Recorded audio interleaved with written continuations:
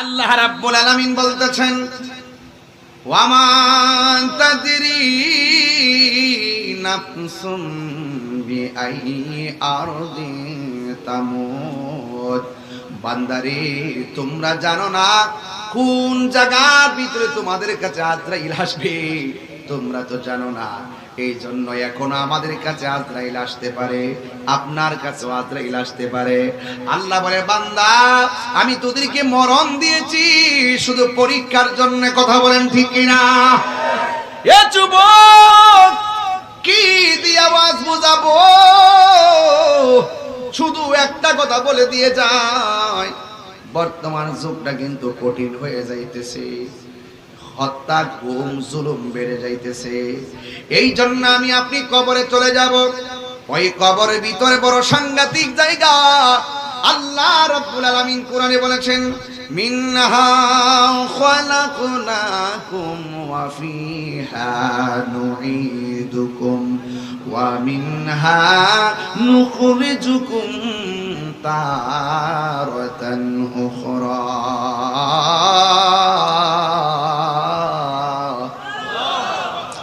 আল্লাহ রাব্বুল আলামিন বলেন, এই মাটি থেকেই তোমাকে সৃজন করা হয়েছে, এই মাটিতেই তোমাকে দাফন করা হবে, এই মাটি থেকে তোমাকে হাশরের ময়দানে তোলা হবে। অথচ এই মাটি থেকে আমাকে সৃজন করা হয়েছে, আমার অস্তিত্ব একদিন ছিল না। আপনারা জবান খুলে বলেন, অস্তিত্ব দেওয়ার মালিক কে?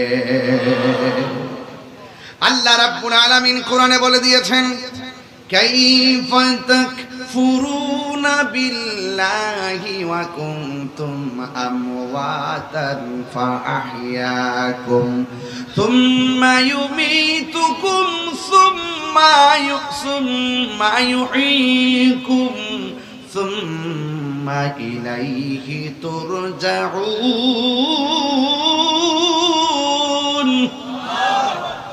আল্লাহ রাব্বুল আলামিন বলেন, তোমরা কিভাবে আমি আল্লাহকে অস্বীকার করছো?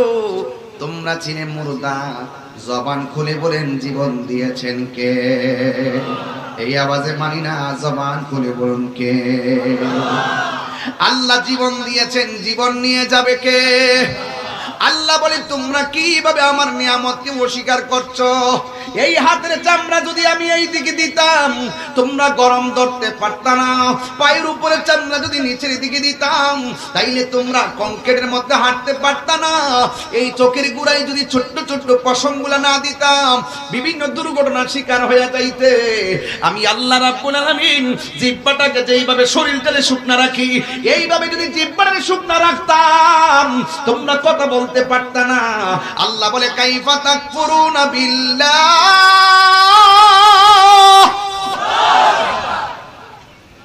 তোমরা কিভাবে আমি আল্লাহকে অস্বীকার করছো?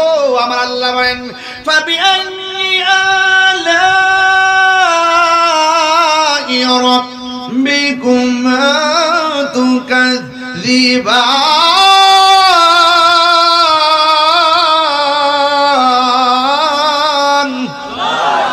বান্দারে, তোমরা কিভাবে আমি আল্লাহর নিয়ামতকে অস্বীকার করছো? আমি আল্লাহ তোর জিহ্বার সব সময় ভিজা রাখি। শুধুমাত্র তাই নয়, রাতের বেলা ঘুমাইলে মাঝে মাঝে মুখটা বন্ধ হয়ে যায়। নাকের ছিদ্র যদি নাকের ভিতরের সঙ্গে কানেকশন না দিত, ঘুমের ঘরে মানুষের শ্বাস ফালাইতে অসুবিধা হয়ে যেত। অনেক সময় নাক বন্ধ হয়ে যায়, গভীর রজনীতে মুখটা যদি খোলা না থাকতো, তাইলে ঘুমের ঘরে আপনার মৃত্যু হয়ে যেত। জবান খুলে বলেন, এত সুন্দর অবয়ব নমুনায় আমাকে আপনাকে বানাইছে কে? লাকাদ খালাকনাল ইনসানা ফি আহসানি তাকবীর।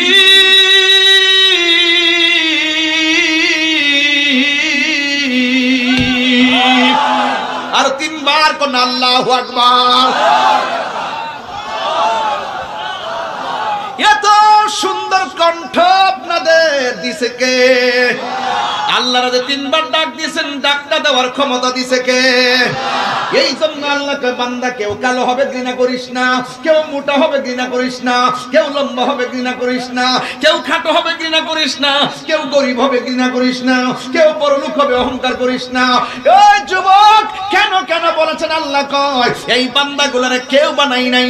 আফি আই সূরাতিম মা শাআ রাকাবা, এই বান্দাটারে আমি আল্লাহ গলা পর্যন্ত ফেরেশতা দিয়া নকশা বানাইছি, আর বান্দার চেহারাটারে আমি আল্লাহ খলাকতু বিয়াদাইয়া, আমি আল্লাহ আমার নিজের হাত দিয়া বানাইছি। হাত তুলে কোন আল্লাহু আকবার।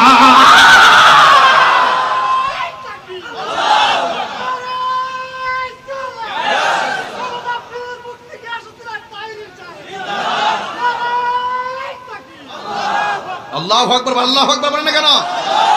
আমাকে আপনাকে বানাইছে কে? একটা বার খেয়াল করে দেখেন, একটা চেহারার সঙ্গে আরেকটা চেহারা মিলে না। আমার আল্লাহ কত সুন্দর ডিজাইনার।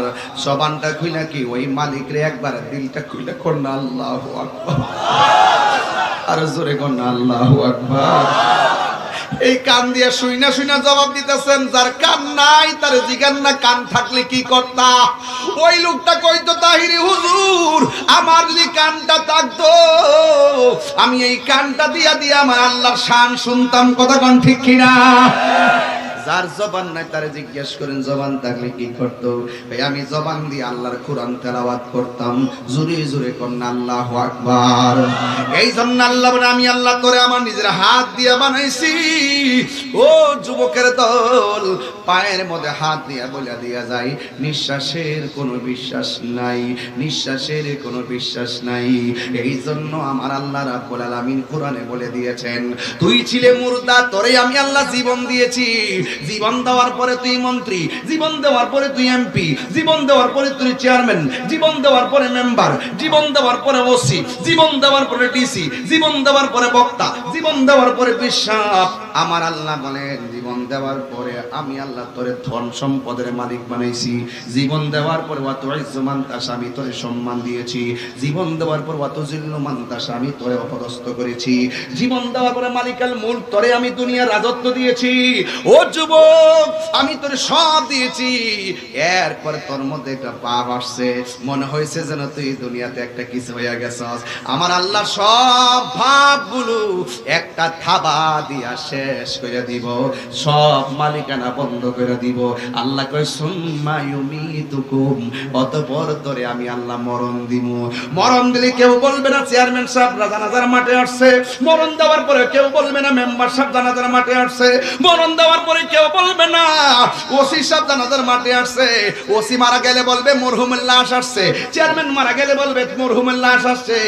একটু আগে ছিল তুমি চেয়ারম্যান সাহেব, এখন তুমি ঘরের মধ্যে লাশ হয়ে গেছো। মরণের চিঠি যখন আসবে আমার, কষ্ট হবে আপনাদের ভাই। আমি কিন্তু একদম স্বাভাবিক ওয়াজ করতেছি, একদম সহজ সরল ওয়াজ, বেশি কঠিন কথা বলতেছি না। শুধু এতটুকুই বলবো, একদিন আমিও থাকবো না, আপনাদেরও কেউ থাকবেন না, ইতিহাস থাকবে শুধু ভালোবাসা। কথা বলেন ঠিক কিনা? মরণের চিঠি যখন আসবে আমার, কালিমার তালকিন দিও বারে বার। মরণের আমার, কালিমার তালকিন দিও বারে বার। প্রাণ ভরে দেখব চেহারা তোমার, প্রাণ ভরে মার, ডেকে নাও রোজা তোমার। রাসূলুল্লাহ কিও পায় হবে আমার, ওই মদিনার পথের ধুলি। মাখতাম আমি পেলে সুরমা বলি, ওই মদিনার পথের ধুলি। মাখতাম আমি পেলে সুরমা বনি, ফিরে পেত এ নয়ন নূরের আধার, মিরে ফিরে পেত এ নয়ন নূরের আধার, ডেকে নাও রোজা তোমার রাসূলুল্লাহ। কি উপায় হবে আমার রাসূলুল্লাহ, কি উপায় হবে আমার রাসূলুল্লাহ, কি উপায় হবে আমার রাসূলুল্লাহ, কি উপায় হবে আমার। আমি শুরুতেই বলছি, এক নম্বর হলো ঈমান। ঈমান হলো আমার নবী। ওই কবর আমার বাবা যাবে না, ওই কবর আমার ভাই যাবে না, ওই কবর আমার দাদা যাবে না। আর আজকে তো মাধবপুর ফায়ার সার্ভিস সংলগ্ন মাহফিলে বইলা দিয়া যায়, আমি মারা গেলে আজকে যেই লোকগুলো আমার ওয়াজ শুনতে আসছেন, আমি মারা গেলে এখানে অর্ধেক লোক আমার জানাজায় যাবেন না। দুনিয়ার মানুষ এত ব্যস্ত, দুনিয়ার মানুষ সময় থাকতে সময়ের বাগ নেয়, কিন্তু মরণের কষ্টের ভাগ পৃথিবীর কেউ নেয় না। কথা বলেন ঠিক কিনা? হায় রে ও মাধবপুরের মানুষ, কি দিয়ে বুঝাইতাম? শুধু একটাই বলবো, কবরে নবী ছাড়া কোনো আপন, আর জোরে কোন আপন বন্ধুরারে আমার,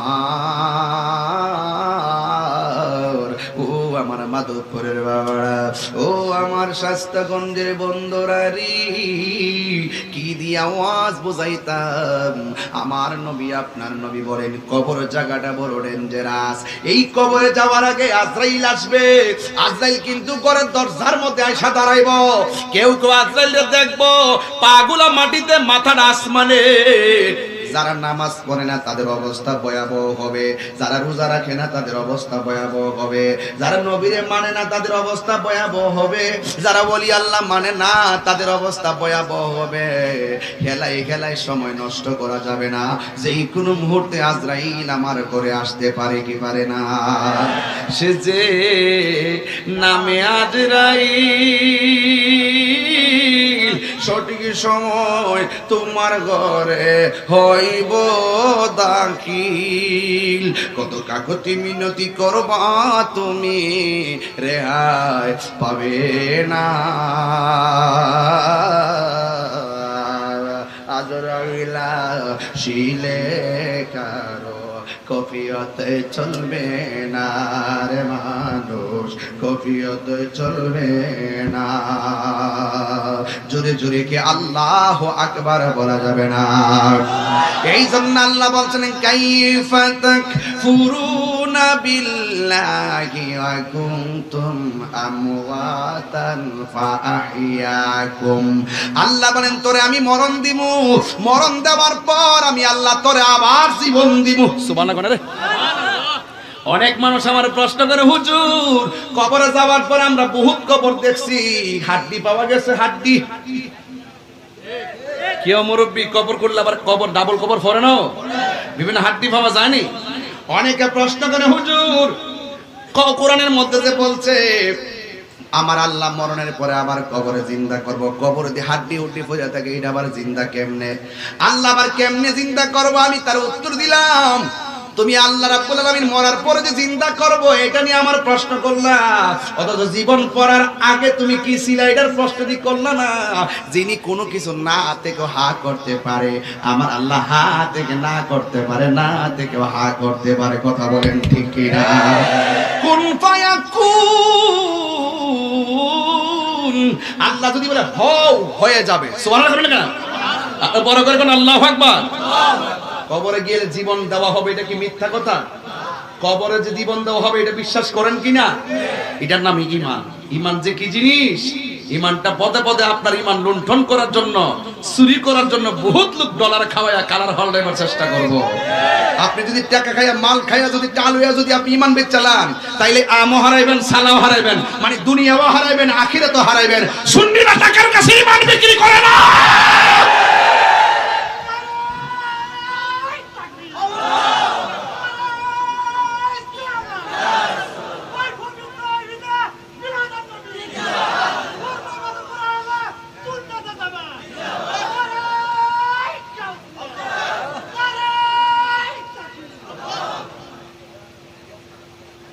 কষ্ট হচ্ছে আপনাদের? মরণের পরে আবার যে জীবন দিবে এটা বিশ্বাস করেননি আপনারা? একদম দিল থেকে নরম করে গেলেন। ইমানি কথা, আকীদাটা দুরুস্ত করেন। কে কে বিশ্বাস করেন হাত তোলেন তো, একটু হাতটা সোজা করে রাখেন। এই হাতটা উঠাইবার ক্ষমতা দিচ্ছে কেনা? এটা কিন্তু বুঝতেন না আপনারা। যার প্যারালাইসিস তারা যায় কয়েন, ডান হাত প্যারালাইসিস হলে কয়েন আলগি দিত, সে কিন্তু পারতো না। কথা কোন ঠিক না বেঠিক? চলে গেলে বোঝা যায় থাকার মূল্য কত। কথা বলেন ঠিক কিনা? মরণের পরে বোঝা যাবে এই দুনিয়ার দিনটা কত দাম ছিল। আমরা যদি সময় মতো কাজে লাগাইতে না পারি, আরে কাজে লাগাইছিলাম আবার কেমনে? মাধবপুরের পোলাপান তো কাজে লাগাই দিছি আজকে, কারণ এই টাইমে তো ঘুমাই থাকার কথা, এই টাইমে তো মোবাইল টিপার কথা। এরা যদি এই টাইমে নবীর মহব্বতের মাহফিলে আসতে পারে, আর এমনও তো হতে পারে মিলাদুন নবীর মাহফিল আমাদের নাজাতের উসিলা হয়ে যেতে পারে। ঠিক কিনা বলেন? এইগুলোই হবে উসিলা। এসার নামাজ দিয়ে আমরা ভাবতাম না যে এই নামাজ ছাইরা দিছি, এই নামাজের হিসাব করলে মিনিমাম কয়েক কোটি বছর দুজুগে করে মরণ লাগবো। এত হিসাব কিতাব বুঝি না, শুধু এতটুকু হিসাব বুঝি যে এই নামাজ আমরা ছেড়ে দিছি, হাসতে হাসতে যে ইবাদত ছেড়ে দিছি, এখন আজকে যেইভাবে ইবাদত ছেড়ে দিছেন, এইগুলোর জন্য যদি ধরে উভয় থাকতো না। কিন্তু একটাই ভরসা, আমাদের হৃদয়ে তাকেই ধারণ করি যিনি আমাদের আপন, আমাদের হৃদয়ে তাকেই ধারণ করি যিনি জানের চাইতে আরো নিকটে, আমাদের হৃদয়ে তাকেই লালন করি যিনি কবরের সাথী হবে, আমাদের হৃদয়ে তাকেই লালন করি যিনি হাসরের মাঠে সুপারিশ করবে। আর কিছু আছে? এছাড়া আমরা কিছু চাই? আর কিছু দরকার আছে? বাপরে, ফরজদের কয়ে দিয়া যায় যেমনি আজকে শান্তি মতো ওয়াজটা শুনতেছেন, ঠিক এইভাবে কালকে থেকে নিজের জীবনটা গুছাই নেবেন। দেখবেন আপনার চিন্তা আমার করতে হইব না। এই পৃথিবীর মানুষ সবকিছুর ভাগ দেয় এবং নেয়, কিন্তু মৃত্যুর কষ্টর ভাগ কেউ দেয়ও না, নেও না। কথা কোন ঠিক না বেঠিক? সুযোগ আছে, ভাগ দেওয়ার সুযোগ আছে। ওই হ্যাঁ আছে, মরণের ভাগ দেওয়ার সুযোগ আছে। হ্যাঁ, যে আমি 2 দিন বাঁচতাম চাই, তুমি আমার ভাগটা নিয়ে আগে মরো, এরকম সুযোগ আছে? জবানটা খুললা কোন হায়াতের মালিককে? এই আওয়াজে মানি না, জোরে একটু সাউন্ডটা বাবু মিষ্টি মিষ্টি করে দিস না, আমার তো জানলা বাড়ি দিতেছে। কারণ নাই না? ও আচ্ছা আচ্ছা, যাক কারণ নাই, আচ্ছা ঠিক আছে। তাহলে আপনার একটু জবানটা খুললে কোন তো আল্লাহু আকবার, ইয়া রাসূলুল্লাহ, ইয়া ওয়ালি আল্লাহ। নামাজ চাই কি চাই না? রোজা দরকার আছে কিনা? মা বাবার খেদমত দরকার আছে কিনা? মাঝে মাঝে ইয়াবা খাবার দরকার আছে কিনা? সাবধান কইয়া দিলাম, এই জবান দিয়ে আল্লাহর জিকির করব, এই জবান দিয়ে হারাম ঢুকাইতাম না। সত্যি মানুষ হেফাজত হলো যার জবানটা হেফাজত। মান সালিমাল মুসলিমুনা মিন লিসানিহি ওয়া ইয়াদিহি, যার হাত এবং জবান থেকে মানুষ নিরাপদ, সেই মানুষটাই হলো মুসলমান। কথা বলতে ঠিক না? ফেসবুকে মন্দ লেখা যাবে, কাউকে খারাপ কমেন্টস করা যাবে, একদিন আপনি চলে যাবেন, এইগুলো থেকে যাবে। মনে রাখবেন, কেউ কাউকে গালি দিলে সেটা থেকে যায়। আপনি যদি কাহারও বাবা মাকে গালি দেন, এই গালি আপনার নিজের বাবা মার উপরে পড়বে, এটাই বাস্তব। কথা বলেন ঠিক কিনা? তাইলে আওয়াজ করে বলুন, ইজ্জতের মালিক কে? হায়াতের মালিক কে? এই জীবনটা দিছে কে? একটা জবানও বন্ধ রাখবেন না, মহব্বতে মায়ার সুরে বলুন সুবহানাল্লাহ। ও বন্ধুরে আমার, ও মাধবপুরের বাবারা, আমার আল্লাহ রাব্বুল আলামিন বলে সুম্মা ইউমিতুকুম, আমি আল্লাহ তোরে থাবা মাইরা দুনিয়ার মালিকানা শেষ করে দিমু, জমিদারি শেষ করে দিমু, সব কিছু আমি শেষ করে দিমু। পরের জায়গা পরের জমিন ঘর বানায় আমি রই। আবার কয় না যে আমি বেশি বেশি গজল গাইতেছি। আপনারা একটা সমস্যা হলে কি গাইলেও সমস্যা, না গাইলেও সমস্যা, এই জন্য আমি ওয়াজের লোকে মিলাই মিলাই গাইতেছি। কথা কোন ঠিক কিনা? পরে জায়গা পরে জমিন ঘর বানায় আমি রই। মাশাআল্লাহ, পরের জায়গা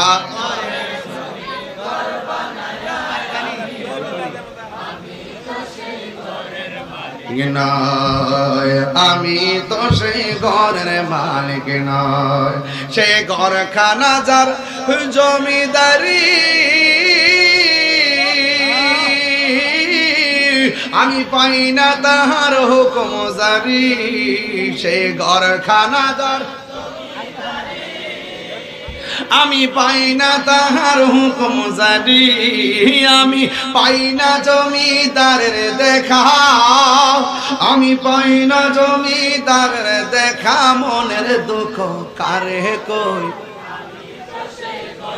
মালিক নয় বলুন পরের জায়গা পরে জমি ঘর বানায় আমি রই। এ জমিদারের ইচ্ছা মতো দেই না জমি চাষ, তাই তো ফসল ফলে না রে দুঃখ 12 মাস। জমিদারের ইচ্ছা মতো দেই না জমি চাষ, তাই তো ফসল এ দুঃখ 12 মাস। আমি খাজনা পাতি ছবি দিলাম, তবু জমিন আমার হই জানি না। আমি খাজনা পাতি ছবি দিলাম, তবু জমিন আমার হই জানি না। আমি চলি যে তার মন জোগায়া, আমি চলি যে তার দাখিলায় মিলে না সয়। আমি তো সেই ঘরের মালিক নয়, বলো পরের জায়গা ঘর বানায় আমি রই। আমি তো সেই ঘরের মালিক নয়, বলুন পরের জায়গা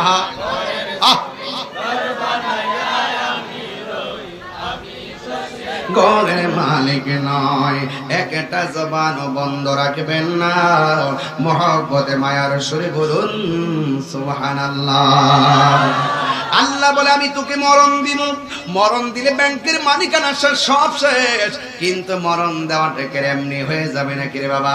মরণের আগে আনুষ্ঠানিকতা আছে না নাই? তাহিরি কি এমনি ওয়াজে বসে গেছে নাকি রে বাবা? তাহিরি মাইকটা ধরার আগে আনুষ্ঠানিকতা আছে না নাই?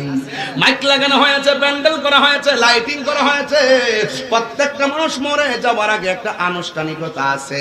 আমার নবী আপনার নবী বলে রূহটা নেওয়ার আগে সব চাইতে মানুষের ভয়ঙ্কর আনুষ্ঠানিকতার নাম হলো সাকরাতুল মউত। সাকরাতুল মউত, সাকরাতুল মউত এর মানে আমরা বুঝি না। আপনি মনে করতেছেন আজরাইলের রূহটা নিয়ে গেছে হঠাৎ করে, না না। আমার নবী বলে প্রত্যেকটা মানুষ রূহটা যাওয়ার আগে মরণের একটা জ্বালা শুরু হয়ে যাবে, জ্বালা যন্ত্রণা শুরু হয়ে যাবে। এমন ভাবে তারে আজরাইলে দাউডা মারব রে, তার পাশে মা বসা চিনবে না, তার পাশে বাবা বসা চিনবে না, তার পাশে ডাক্তার বসা চিনবে না। এই আজরাইলে এমন ভাবে দাওয়া মারবো, কেউ পায়খানা কইরা বিছনা বাসায় ফালাইব, কেউ প্রস্রাব কইরা বিছনা বাসায় ফালাইব, কারো রগগুলা টাস টাস করে ছিঁড়ে যাইব। রগটা যখন ডিসকানেক্ট হয়ে যাইব, ডাক্তার বলবে স্যালাইন ঢুকে না। আল্লাহু আকবার কোন কেন? আয় রে গাছ থেকে পইরা পাড়া ভাঙ্গা গেলে এক্সরে কাছে গেলে এক্সরে মেশিনে ধরা পড়ে, কিন্তু আজরাইলের ধাওয়া মাইরা যে আসাইরা মুরাইয়া হাড্ডিগুলা তছনছ করে ফেলাইব, এটা ধরার কোনো এক্সরে মেশিন দুনিয়ার জমিনে তৈয়ার হয় নাই। আজরাইলে এমন একটা ধাও মারব, আমার নবী কয় আজরাইলের দাওটা শুই না এমন তৃষ্ণার্ত হয়ে যাবে, সারা দুনিয়ার পানি যদি মুখের মধ্যে দেয় এরপরে তারা পানি তৃষ্ণা মিটবে না। মা কইব ফুত্রে কি হইছে, ফুতে দুন্দুরে ছায়া রইছে। বাপি কইবে ফুত্রে তোর কি মনটা খারাপ, দুন্দুরে তাকায় রইছে। কোথায় তাকায় রইছে? ওই ঘরের দরজার ভিতরে আজরাইল এত বড় বড় চোখ নিয়া, এত বিশাল বডি নিয়ে এমন ভাবে ধাও মারতেছে। আল্লাহু আকবার! এমন ভাবে ধাও মারতেছে, কিন্তু তার জবান বন্ধ হয়ে গেছে, মুখটা বলতে পারে না, হাতটা বন্ধ হয়ে গেছে, হাতটা লড়াইতে পারে না। দেখবেন ম্যাক্সিমাম মানুষ মরণের আগে সব অচল হয়ে যায়। হাতের ফেরেশতা চলে যায়, হাত লড়াইতে পারে না। পায়ের ফেরেশতা চলে যায়, পা লড়াইতে পারে না। চোখের ফেরেশতা চলে যায়, চোখ খুলতে পারে না। কানের ফেরেশতা চলে যায়, কান দিয়ে শুনে না। নাকের ফেরেশতা চলে যায়, নাক দিয়ে শ্বাস বের হয় না। কেন? কারণ প্রত্যেকটা বডির মধ্যে আমার আল্লাহ এক একটা ফেরেশতা বানায় বানায় রাখছে। এই যে হাতটা লড়াইতাছি, একটা ফেরেশতা লাগাই রাখছে, তুমি এখানে হাত লড়াইবা। এমন ভাবে সব ফেরেশতারা যখন মাধবপুরে ফায়ার সার্ভিসের আশিকিন জাকিরিন মুহিব্বিনদের কাছ থেকে বিদায় নিয়ে নিবে, তখন তুমি হাত লড়াইতে পারবে না। সাদের জীবন আস্তে আস্তে নিস্তেজ হয়ে যাইতেছে।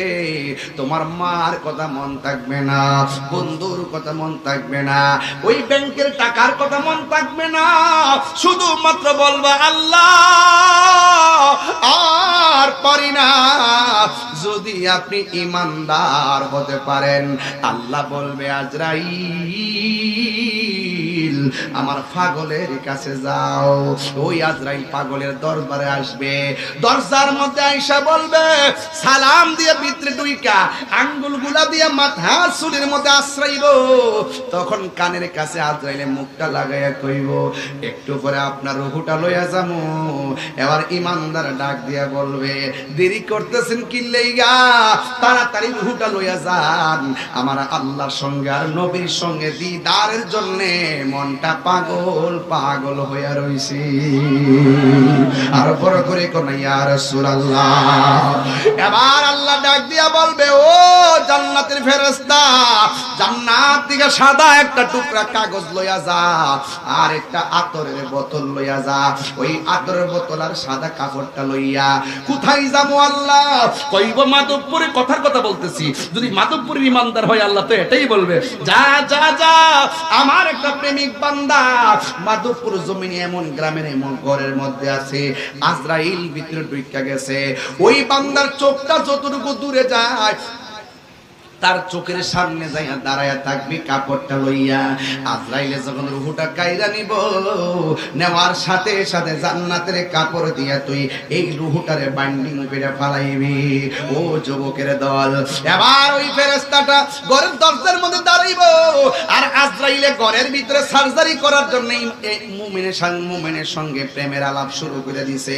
তাড়াতাড়ি রুহুটা লইয়া যান, কারণ আদ-দুনিয়া সিজনুল মুমিন, এই দুনিয়াটা মুমিনের জন্য জেলখানা, আখিরাতটা হলো বালাখানা।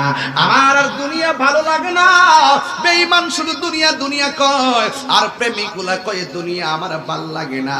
আমার আল্লাহর সঙ্গে দিদারের জন্য মনটা পাগল হয়ে রইছে, নবীর জন্য দিদারের জন্য মনটা পাগল পাগল হয়ে রইছে। আজরাইলে এমন ভাবে রুহুটারে সার্জারি করব, মায়ের স্তন থেকে সন্তান যেমনে দুধ পান করে ঘুমায়া যায়, ঠিক এমন ভাবে ইমানদার রুহুটা নিয়ে যাবে, যারা পরিমাণ টের পাবে না। সবাই বলবে কিলো আমার বাবার হাত দিল রে না, আমার বাবার পাও দিল রে না। আমার নবী আপনার নবী বলে, একটা মানুষ মারা যাওয়ার পরে যদি দেখো তার চেহারাটা হলুদ হলুদ বার হয়ে রয়েছে, মনে রাখবা তার মরণটা আমি নবীর কালিমা পড়তে পড়তে মরণ হয়েছে। একটা মানুষ মারা যাওয়ার পরে যদি দেখো তার কফনটা কামতেছে, মনে রাখবা এই লোকটা আমি নবীর সঙ্গে দিদারের মাধ্যমে মরণ হয়েছে। ওই নবীর দিদার আমরা চাই কি চাই না? আর জবানটা খুলে বলুন, চাই কি চাই না? এমন মরণ আমি তাহিরির নসিব হইব নি গো আল্লাহ। লা লা লা লা লা লা লা লা লা। এমন মরণ মাধবপুরের পাগলগুলো নসিব হবে নি। এমন মরণ আমরা হুজুরদের নসিব হইবনি। আমার পাশে কতগুলো মানুষ বসা, একজন, দুইজন, তিনজন, চারজন, পাঁচজন আমার পাশে বসা আছে। আল্লাহ গো, আমরা জানি না এই পাঁচজনের ভিতরে আমরা কে আগে মারা যাবো। ও আল্লাহ, এরাও তো জানে না কোন দিন মরবো। তোমার কাছে কোন দিন মরবো আপত্তি করি না। ও আল্লাহ, যেই দিন আমরা সাকরাতুল মউতে পড়ে যাব, যেই দিন মালাকুল মউত আজরাইল আমাদের সামনে এসে যাবে গো, ওই কঠিন মুসিবতের সময় এত জীবনে নবী নবী কইরা কাঁদছি, এত নবীর শান গাইছি, এত নবীর গান গাইছি, নবীর লইয়া এতগুলো বাতিলের সঙ্গে মোকাবেলা করছি, এরপর এর বিনিময়ে শুধু একটা জিনিস চাই। এত নবী নবী করছি, আজকে এই মাধবপুরের মানুষ বসে আছে, এরা এত নবীর পাগল। আরে কাফেরদের জমানায় ওই নবীর কাফেররা যখন পাথর মারছে, ওই সময় যদি এই মাধবপুরের মানুষ থাকতো, কাফেরদের পাথরের বরাবর নিজের মাথার ফাইটটা দিয়ে মাথার মধ্যে পাথর আঘাত লইতো, আমার নবীর গায়ে পাথর আঘাত লাগতে দিত না।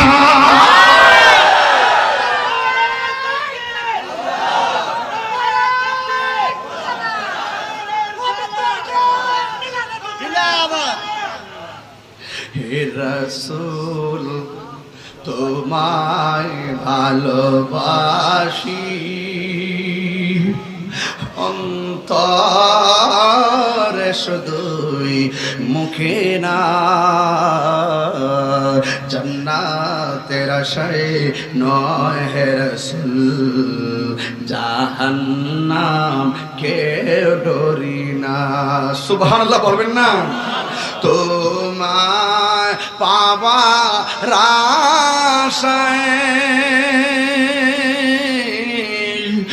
মন ছুটে যায় মদিনায়, তোমায়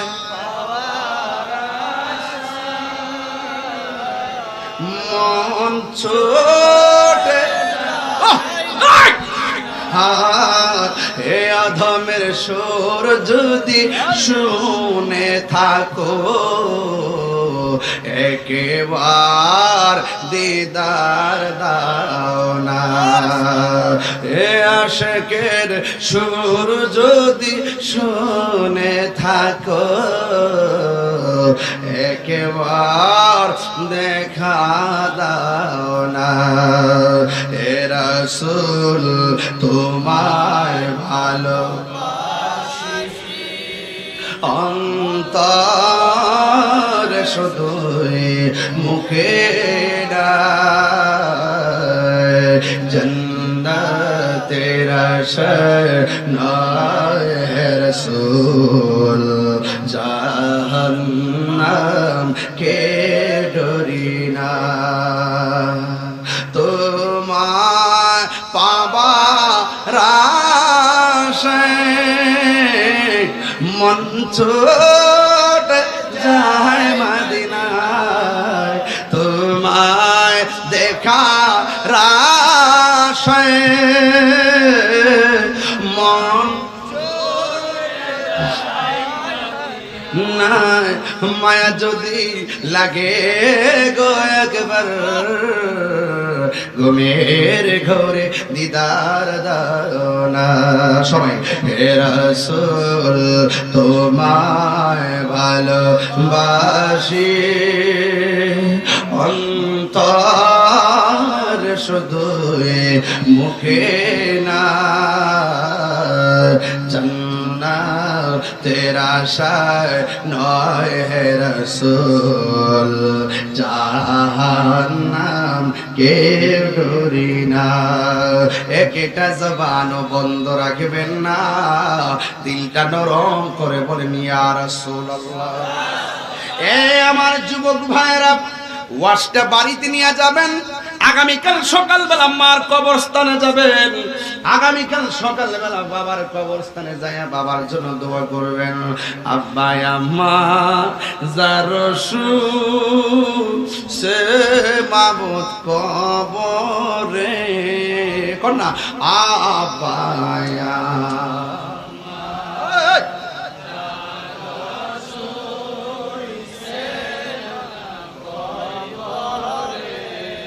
আরে মাফ করে দাও দয়াল নবীর খায় বন্ধু নাই রে আল্লাহ এই জবানটা কইলা গো না আল্লাহ বন্ধু নাই রে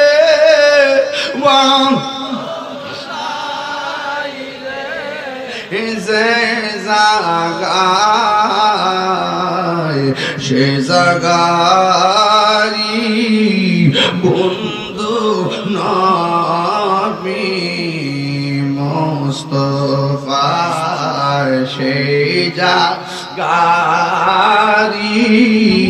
বন্ধু নবী মুস্তাফায় একটা জবান বন্ধ রাখবেন না চিৎকার মেরে কন্যা মারহাবা এমন মরণ আমরা চাই কথা কোন না কেন এমন মরণ আমরা চাই কি চাই না মরণে নবীর দেখতে চাই কি চাই না মরণে নবীর দেখলে জাহান্নাম আছে জাহান্নাম আছে ওই নবীর দেখলে শান্তি আছে না নাই আল্লাহ বলবে আমার পাগলের রূহটা কবজ করব তুই যাইয়া সাদা কাফনের মধ্যে যাইয়া রূহটারে ল ওই জান্নাত থেকে ফেরেশতা ঈসা আজরাইলের রূহটা হাতও নিতে পারবে না ওই রূহটা ইয়াসালুনা কানির রূহ কুলির রূহ মিন আমরি রাব্বি এই রূহটা আল্লাহর আদেশ মাত্র ওই সাদা বাইন্ডিং নিমেতে রূহটা বাইন্ডিং কইরা আসমানের দিকে ফেরেশতা উড়াল মারব প্রথম আকাশের মধ্যে ফেরেশতারা যাইব যাওয়ার পর প্রথম আকাশের ফেরেশতা বলবে কে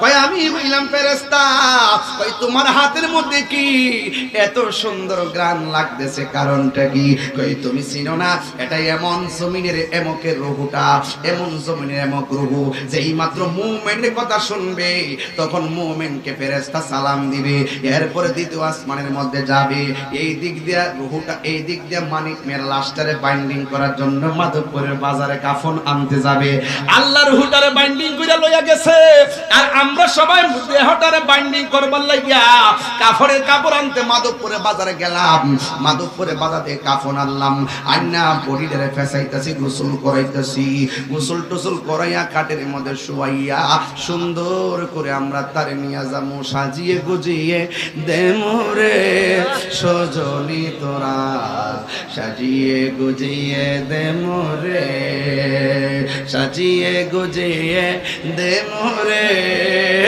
সজনি তোরা সাজিয়ে গুজিয়ে দেমরে বড়ই পাতার গরম জলে শুয়ায়া মশারির তলে বড়ই পাতার গরম জলে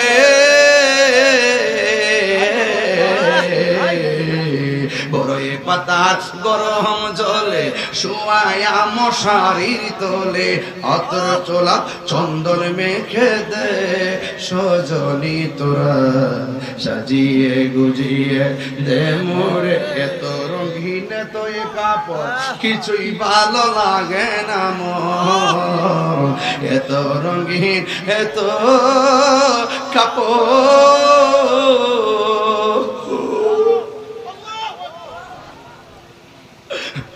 মার কাপড় সুকেজের মধ্যে পয়লা রইছে বাপের কাপড় সুকেজের মধ্যে পয়লা রইছে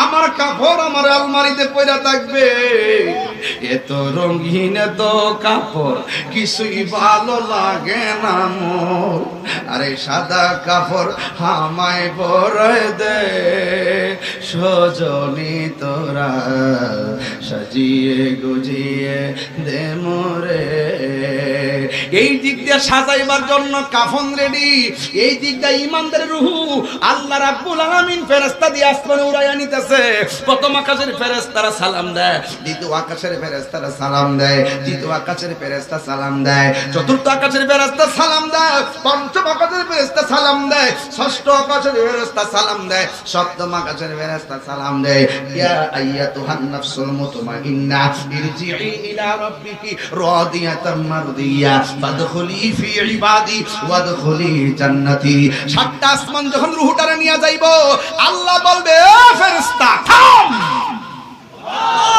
একটু দাঁড়াও আর আর সামনে যাইস না, আমি আল্লাহ এই রুহটার জন্য একটা বাড়ি বানাইছি। আর জোরে কোন সুবহানাল্লাহ।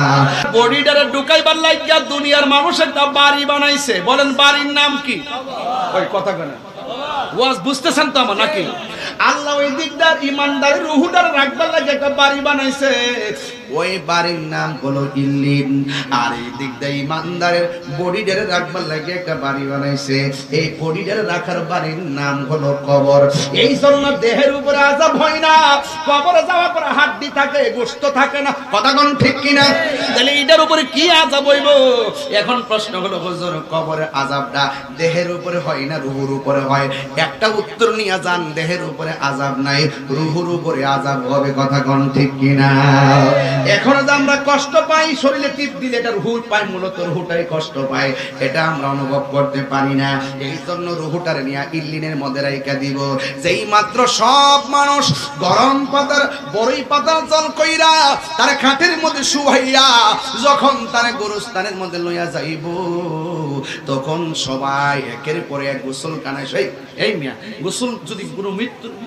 এখন একটু কথা কই, আমি সুর দিয়ে তু ওয়াজ করতেছি 1.5 ঘন্টা ধরে, একটু কথা কই বাজান, একটু জিরাই লই, একটা কথা কইয়া দেয়া যায় বাজান।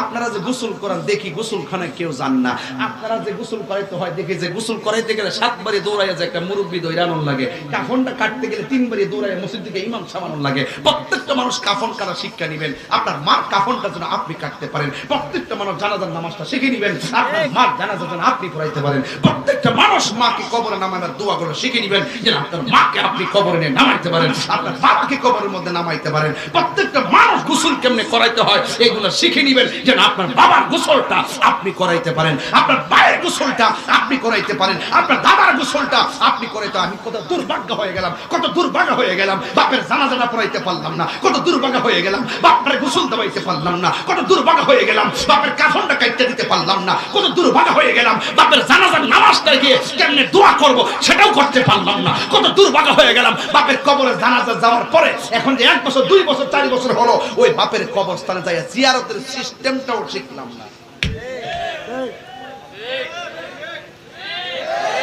শিখার দরকার আছে না নাই বলেন? দরকার আছে কি না বলেন? প্রত্যেকটা গ্রামের মসজিদের ইমাম সাহেব থেকে আপনি এগুলো শিখে নেবেন বাবা, এগুলো শিখে নেবেন। এই গোসলটা করানোর সময় আপনারা জান না, কই গোসল করাইতে গেলে গিন গিন লাগে, অনেকে কয় আরে আমি তো গোসল করাইতে গেলে নিজের পছন্দ মতো চলে যাই। কেমনে চলে যাই? যাইয়া ওই দায়িত্বটা নেই, ফেডের এমনি লাস্টারে এমনি বসাই ফেডের মধ্যে সাপ দিই, সাপ দেওয়ার পরে পায়খানা বাড়িলে নিজে গামছা দিয়ে পরিষ্কার করি, টিস্যু দিয়ে পরিষ্কার করি। অনেক মানুষ এটা ঘৃণা করে, আরে বেটা ঘৃণা করো, বহুত হিন্দুরা শুধু এই চিত্র দেখে মুসলমান হয়ে গেছে। মুসলমানরা মারা গেলে কি সুন্দর করে আদর করে গোসলটা দেয়, কত সুন্দর করে কবরে নামা, কত সুন্দর করে আদর করে কবরে শোয়া। আর আমরা বাইরে বাইরে শুরু করে বহুত হিন্দু মুসলমানদের এই চিত্র দেখে কালিমা পড়ে মুসলমান হয়ে গেছে। আল্লাহু আকবার বলবেন আপনারা। ভাইরা আমার, অনুরোধ করে বলে দেয়া যায়, আজকে পায়ে হাত দিয়ে বলে দেয়া যায়, আলহামদুলিল্লাহ। আপনার অনেক কষ্ট দিয়ে ফেলতেছি। হায় হায় রে হায় হায় রে কান্দে, হায় হায় রে সবাই, হায় হায় রে মা কান্দে, বাবা কান্দে, কান্দে আপনজন, কান্দিয়া কান দিয়া সবাই বিদায় তোমায় দিব রে, কান্দে হায় হায় রে সবাই, হায় হায় রে। সবাই আপনাকে গুরুস্থানে নিয়ে যাবে, আর ওই দিক দিয়ে আপনার রুহটারে একেবারে ইল্লিনের মধ্যে আল্লাহ রাখবে। যেই মাত্র আপনার বডিটারে কবরের মধ্যে নামাইবো, দুয়াটা কোন তো দেখি,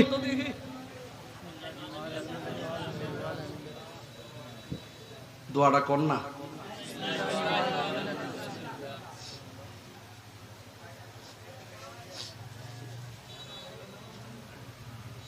আবার কোন না? বিসমিল্লাহ ওয়ালা মিল্লাতি মাহবুব সাহেব, বিসমিল্লাহ ওয়ালা মিল্লাতি ব্যারিস্টার সাহেব, বিসমিল্লাহ ওয়ালা মিল্লাতি মেয়র সাহেব, বিসমিল্লাহ ওয়ালা মিল্লাতি এমপি সাহেব। কি বলে? হে মোল্লারা, এ কাঠমোল্লারা,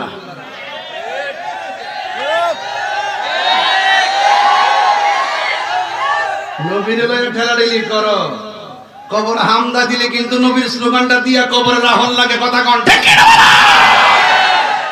সিন্নি খাইলা কার দ্বারা মোল্লা চিনলা না, এখন আওয়াজ হবে।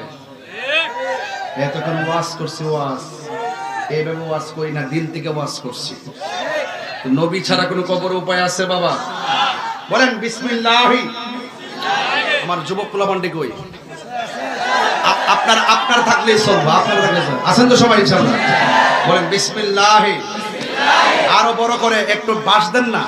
বিসমিল্লাহি ওয়া আলা মিল্লাতি রাসূলিল্লাহ। বিসমিল্লাহি ওয়া আলা মিল্লাতি রাসূলিল্লাহ। বিসমিল্লাহি ওয়া আলা মিল্লাতি রাসূলিল্লাহ। সারা জীবন নবীর লোকে হুড়ুর হুড়ুর করছো, আর কবর হামরার সময় নবীর স্লোগানটা দিয়া কবর তোয়ার লাগে। সোজা হইব তো হইবা, সাপের মতন মরার পরে সোজা হইব আর কি, এর আগে বেহা বেহা থাকবা। নবীর লেটালেটালি করো, মিলাদুন নবী নিয়ে লেগে যাও, মারামারি করো, এইগুলো আর কইরো না।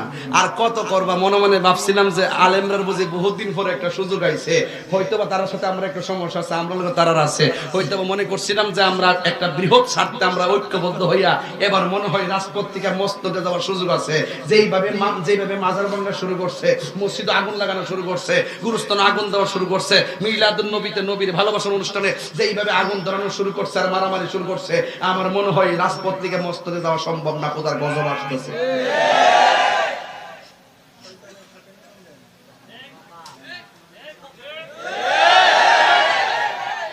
এটা কি আমরা কোনো দোষ আছে? আমরা কোনো ঝগড়া বাঁধাইছি? আমরা কোনো ঝগড়া বাঁধাইছি? আমরা কারো আক্রমণ করছি? তাহলে এই সূত্রপাত যারা গটাইছে তাদের কাইনের আওতায় আনতে হবে। কথা কোন ঠিক কিনা? তবে একটা কথা বলবো, তারা আমাদেরকে আক্রমণ করছে, ঠিক আছে, আপনারা ঐক্যবদ্ধ থাকবেন। আমাদের ঐক্যবদ্ধটাই তাদের অ্যালার্জি শুরু হয়ে যাবে। সুন্নিরা কখনো মারামারি সংঘাতে পছন্দ করে না। এই জন্য স্যার আমি তো এখনো আছি, দুনিয়াতে আসিনি। আপনারা চিন্তা করেন না, কারণ আপনারা আমার শক্তি। কথা কোন ঠিক কিনা? এই শক্তি দেওয়ার মালিককে, আরো জনে মালিককে। এই যে স্কুলের পোলাপান, স্কুলের ছাত্রগুলো এবং এই ছাত্র জনতা, মাদ্রাসার ছাত্র জনতা, এই যুবক পোলাপান যদি ইনশাআল্লাহ মাঠে থাকে, তাহলে আমরা যেই কোনো রসুল প্রেমের স্লোগান দিয়ে মাঠে দাঁড়াতে পারবো। ঠিক কিনা? এর বিনিময়ে আমি কিচ্ছু চাই না, শুধু আপনাদের ঐক্যবদ্ধ হওয়া চাই। রাজি আছেন কিনা বলেন? এই যুবক বারে যে পোলাপান 12টার পরে মাহফিলে বসে থাকে, এই পোলাপান এই সমাজের শ্রেষ্ঠ সন্তান। কথা কোন ঠিক কিনা? এইজন্য আমি বলছি, ওই কথা বলছিলে বিসমিল্লাহি ওয়া আলা, কথা কোন গেলে বিসমিল্লাহি ওয়া আলা, কবরে নামায় দিয়া মুখটারে কাবার দিকে ফিরাইয়া, আরে বান্ডা কুইল্লা দিয়া সুন্দর করে দিয়া এসে পড়ি। যদি আপনি নবীর প্রেমিক হন, এরপরে আল্লাহ বলে, এই ফেরেশতা, আমার প্রেমিকরে তো কবরে নামাই দিছে পরীক্ষার সেন্টার, একটু পরে একটা ইন্টারভিউ হইব, ইন্টারভিউতে 3টা প্রশ্ন করে হইব, এই প্রশ্নের উত্তর দিতে পারলেই কাম হয়ে যাব। এটা কাম করো, আমার মুমিনের রূহটা ওই মুমিনের দেহের ভিতরে দিয়ে আসো। ওই রূহের ভিতরে দিবে কোন সময়? যখন মাটি দিবে। মাটি দেওয়ার সময় না কি দোয়া করে বাবা? বলেন মিনহা খলাকনাকুম ওয়া ফিহা ওয়া মিনহা তারাতান। এই আয়াতটা পড়ছিলাম নি? ওয়াজের সাথে ওয়াজ আয়াত মিল আছে? তাহলে এই মিনহা খলাকনাকুম মাটি দেওয়ার সময় পড়বে। বাপের কবর মাটি দেন কেমনে? এমনি একটা ঢিল মেরে দেন নাকি? ইতার নাম কাম। এটা বদনসিব আপনার আর জীবনে নসিব যে বাপের মাটিটা নিয়ম অনুযায়ী দিতে পারলাম না, বাপের জানাজাটা নিয়ম অনুযায়ী করতে পারলাম না, বাপের গোসলটাও নিয়ম মতো দিতে পারলাম না।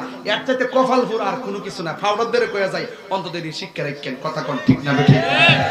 মিনহা খলাকনাকুম বইলা এক মুষ্টি মাটি দিবেন, ওয়া ফিহা নুঈদুকুম আরেক মুষ্টি মাটি দিবেন, ওয়া মিনহা নুখরিজুকুম তারাতান উখরা বলে আরেক মুষ্টি মাটি দিবেন।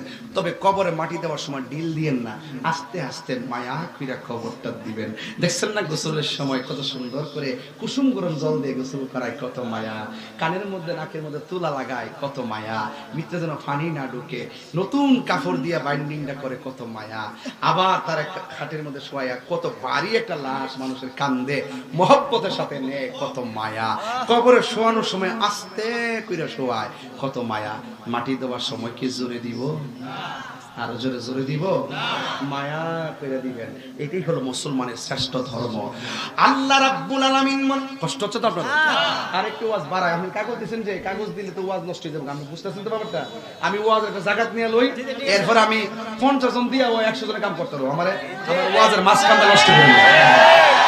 আপনার আবার মনে মনে কই না যে হুজুর আমরা কামটা করছে না, হুজুর ওয়াজ করে পর আবার আমরা দোষে না, আমার দোষের কিন্তু অভাব নাই, ঠিক আছে? আবার বেশি দোষলে আবার তাইরই কামই লাগে, কথা কই। যাই হোক, অসুবিধা নাই। আপনাকে রাগ করতেছেন? আমি যেতক্ষণ ওয়াজ করছি একটা যুবকের মুখের মধ্যে কি আপনি হাসি দেখছেন?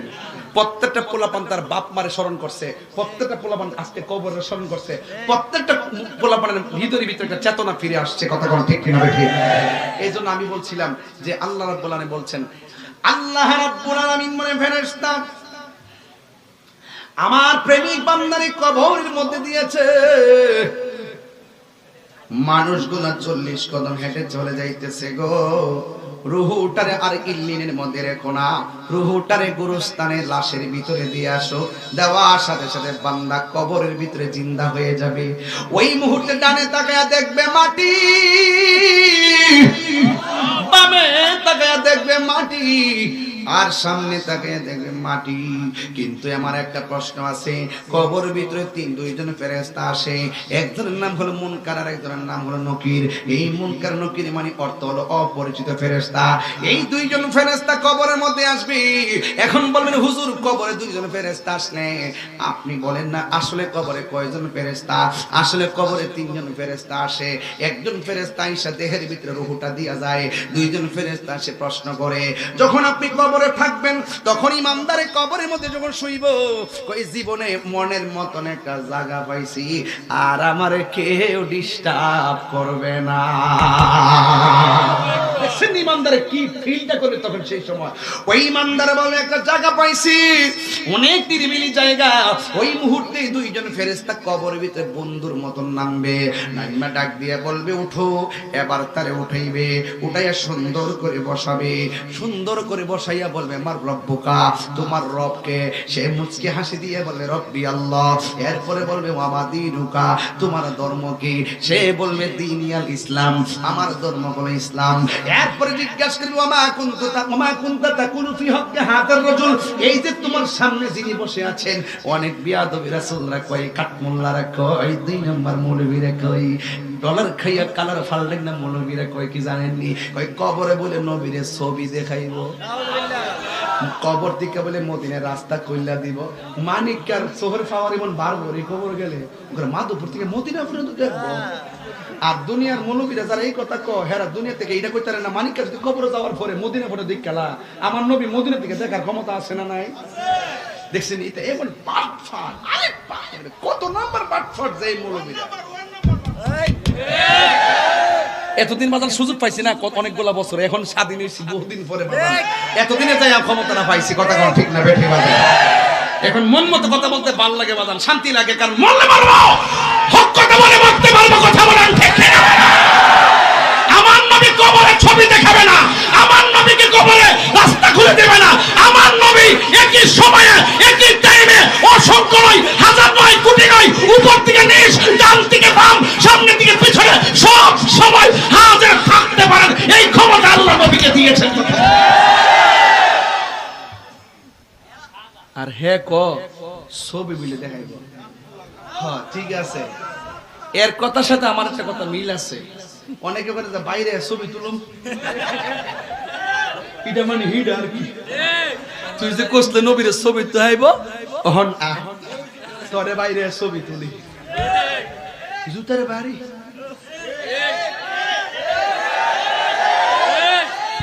আগুনের জুতো, আগুনের জুতো দিয়ে বাড়ি।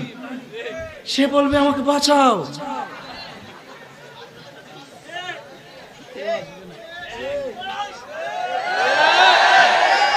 ফায়ার সার্ভিস আছে এখানে? আগুন লাগছে, ফোন দেন। হ্যাঁ ফোন দিলে, না না ফোন দিলে আসবে। এই এলাকায় আগুন লাগলে ফায়ার সার্ভিসে ফোন দিলে আসবে, আসবে কি না? আগুন লাগলে কিন্তু কবরে যখন আগুন ধরাই দিব তখন ফায়ার সার্ভিস আসো, হ্যালো ফায়ার সার্ভিস কামন, কাজ হবে, কাজ হবে। এমন ফিডার ফিডাইব নবীর দুশমন গুলারে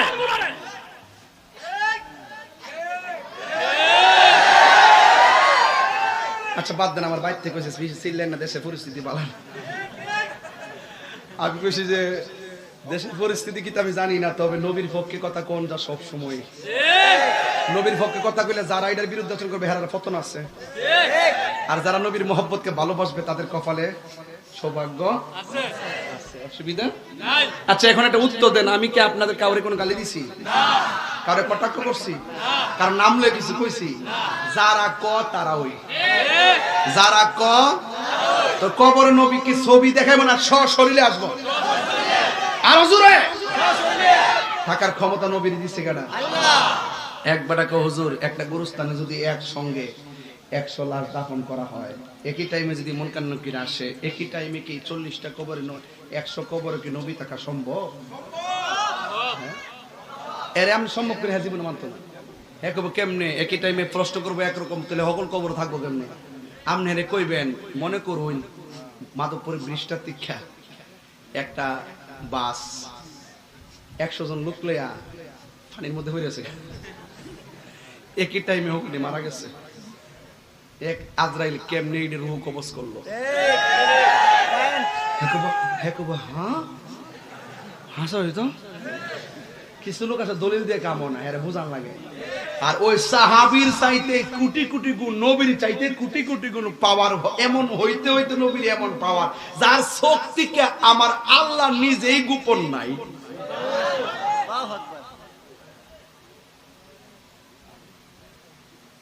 ওয়ামা কুনতা তাকুলু ফি হক্কি হাজার রাজুল, হাজা মানে হলো এই যে তখন বলবেন আরে এটা তো সেই নবী যিনি আমরা কাছে আল্লাহর সাক্ষী দিয়েছেন। তখন ফেরেশতারা বলবে তাহলে ঠিক আছে ওই দিকে তাকাও, তাকায় দেখে জাহান্নামের আগুন দাউ দাউ করে জ্বলতেছে। ঈমানদার বলবে আমি তো উত্তর দিয়েছি, এত আগুন কেন? তুমি যদি উত্তর দিতে না পারতা তাহলে ওই আগুনটা অপেক্ষা করছিল। এই আগুনটা ঈমানদারের জন্য, এটা বেঈমানদের জন্য। এক নজরে দেখ গেল, তার মানে বোঝা গেল বেঈমানদের যে বাইরে আমরা দেহ।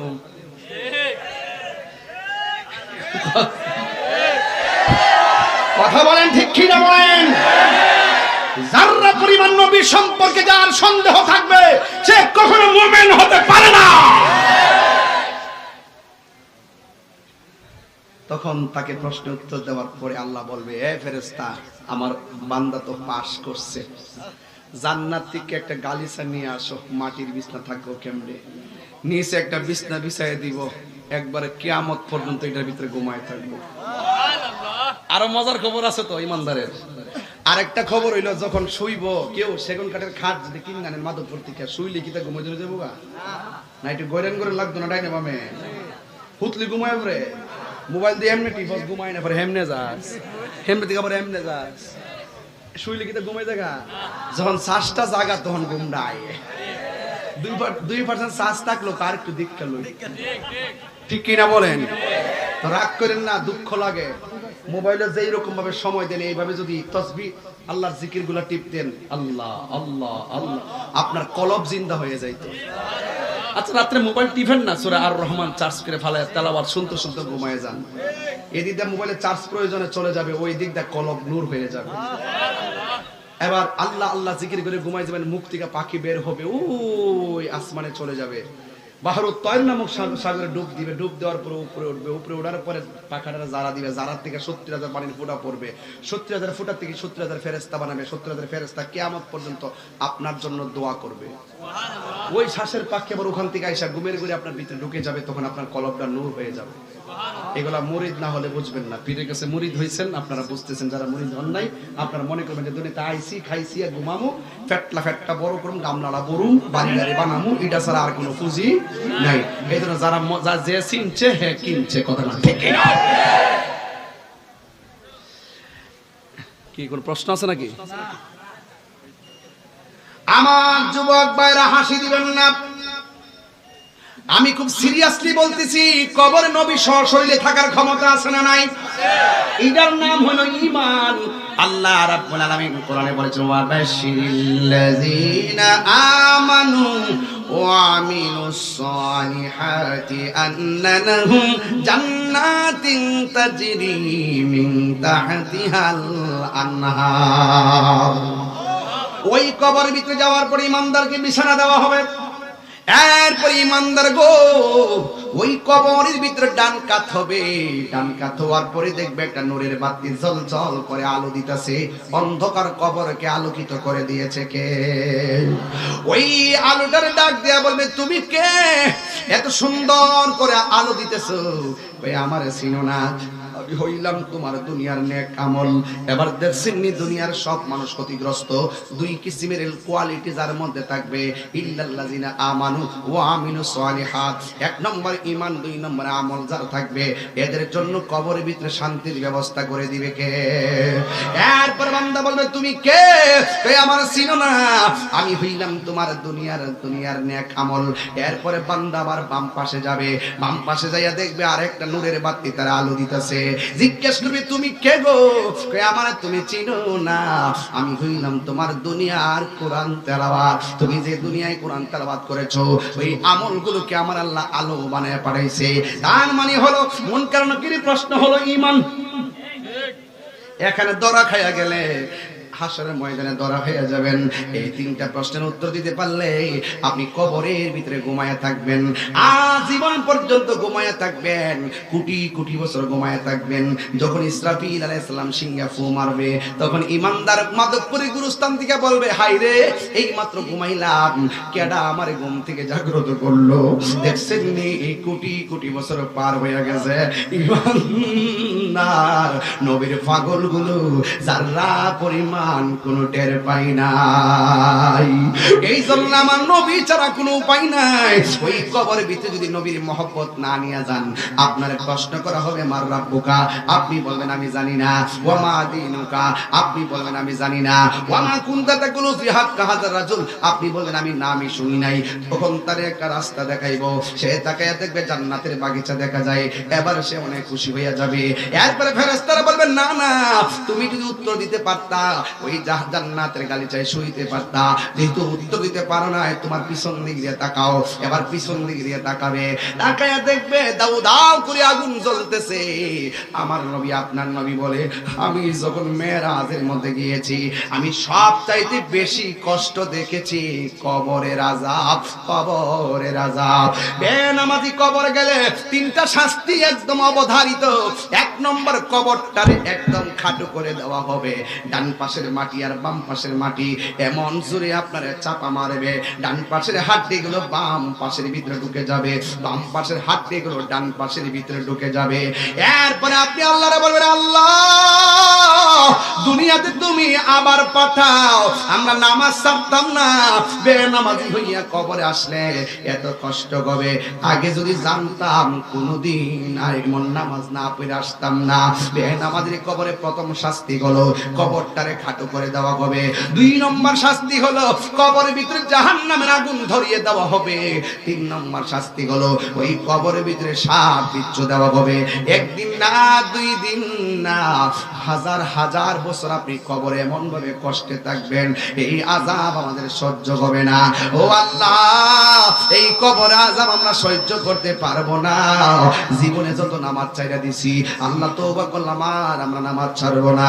জীবনে আমরা মারে কষ্ট দিছি, আজকে তওবা করলাম, মারে কোনোদিন কষ্ট দিব না। জীবনে বাপরে অনেক কষ্ট দিছি, আজকে তওবা করলাম, কোনোদিন মাকে বাবাকে কষ্ট দিব না। এই আমার মাধবপুরের বাবা, এখনো সময় আছে, আজকে রাত্রে মার পায়ে ধরে মাপ চাইবেন, বাপের পায়ে ধরে মাপ চাইবেন। আর কোনোদিন আব্বা গো আপনার মনে কষ্ট দিব না, মা গো তোমার মনে কষ্ট দিব না। এখানে অনেক মানুষ আছে, হুজুর বাপ মা বেঁচে থাকতে বাপ মার সম্মান করে বিদায় দিতে পারি নাই, আজকে আমরা এতিম বানাইয়া মা বাপ কবরে শুয়ে গেছে, তাদেরকে আমি পায়ে ধরে বলে দিয়া যাই, আগামীকাল কি বার? আরো জোরে কোন জুমাবার। এই জুমাবারে আপনারা সবাই জুমার নামাজটা পড়া সোজা গুরুস্থানের মধ্যে চলে যাবেন। গুরুস্থানের মধ্যে যাইয়া মা বাবার জন্য দোয়া করবেন, এমন ভাবে চোখের পানি ফালাইয়া ফালাইয়া দোয়া করবেন। সবাই আমার সাথে বলেন, রব্বিরহামহুমা কামা রব্বায়ানি সগীরা, রব্বিরহামহুমা কামা রব্বায়ানি সগীরা। ওই মা বাবার জন্য দোয়া করবেন, আল্লাহর কাছে বলবেন, আল্লাহ আমার মা বাপরে অনেক কষ্ট দিছি, মা বাপে কষ্ট পাইলে আমার জীবন বরবাদ হইয়া যাবে। মাহফিল কমিটিরা পায়ের মধ্যে হাত দিয়া বইলা দিয়া যায়, তাহিরির আইনা দাওয়াত দিয়া মাহফিল করাইলে মাপ পাইতা না। মা বাপরে কষ্ট দিয়া মাহফিল সাজাইলে আল্লাহ কবুল করবে না। মা বাপরে কষ্ট দিয়া হজের ময়দানে গেলে লাভ হবে না। মা বাপরে কষ্ট দিয়া পীরের বাড়িতে গরু লইয়া খাওয়াইলে লাভ হইতো না। মা বাপের ভালোবাসলে আমার আল্লাহকে পাওয়া যায়, কথা কোন ঠিক কিনা? যেই পীর বলবে মা বাপের খেদমত লাগতো না, আমি তোর সব, এটা পিসাব না, এটা সকাল বেলার পেশাব, কথা কোন ঠিক কিনা? এই জন্য মা বাপের খেদমত করবেন। ওই মা বাপের খেদমতকে লক্ষ্য কইরা একটা পাগল দাঁড়ায় করবেন, হুজুর আমি আম্মারে ভালোবাসি কিন্তু আমার আম্মা কবরে চলে গেছে, একটা লোক আমারে কন্যা হুজুর আমি আমার মায়ের জন্য এই মাহফিলে 1000 টাকা নগদ দিয়া দিমু, এমন একটা পাগল মাহফিলে আসেননি রে বাবা।